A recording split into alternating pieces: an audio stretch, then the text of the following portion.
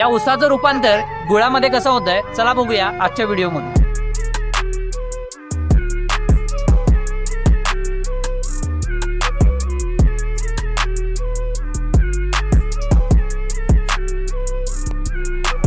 सुरुवातीला शेतामधून ऊस गुराळ घरामध्ये आणला जातो। नंतर मशीनच्या सहाय्याने त्याचा रस काढला जातो। रस काढल्यानंतर उरणारं पाचट उन्हामध्ये वाळवण्यासाठी टाकण्यात येतं आणि नंतर हेच इंधन म्हणून भट्टीसाठी वापरण्यात येतं। ऊसाचा काढलेला रस एका टॉकीमध्ये एकत्र करून त्याची छाननी केली जाते। टॉकी पूर्ण भरल्यानंतर हा रस कायली जवळील टॉकीमध्ये मोटरच्या सहाय्याने पाठवला जातो, जेणेकरून ऊसाचा रस सहजरित्या कायलीमध्ये एकत्र करता येईल। कायलीमध्ये रस एकत्र केल्यानंतर भट्टीमध्ये आग लावली जाते। रसामध्ये गरजेनुसार भेंडी पावडर व चुना घातला जातो। भेंडी पावडर घातल्यामुळे ऊसाच्या रसातून गरज नसलेले घटक मळीच्या स्वरूपात बाहेर काढले जातात। उकळलेला रस बाहेर येऊ नये म्हणून त्यावर रहाट फिरवलं जातं। गुळ बनवण्याची प्रोसेस करणाऱ्या व्यक्तीला गुळव्या म्हणतात। गुळव्याला जेव्हा गुळ बनत आला आहे असं वाटतं तेव्हा तो वेळोवेळी त्याची तपासणी करतो। नंतर हा रस वाफ्यामध्ये काढून घेतला जातो। नंतर त्याला घोटून घोटून घट्ट बनवण्याची प्रक्रिया सुरू होते। जसा जसा हा रस थंड होत जातो तसा तसा त्याला मागणीनुसार वेगवेगळ्या साच्यांमध्ये भरला जातो आणि थोड्याच वेळात तयार होतो आपल्या रोजच्या जेवणात असणारा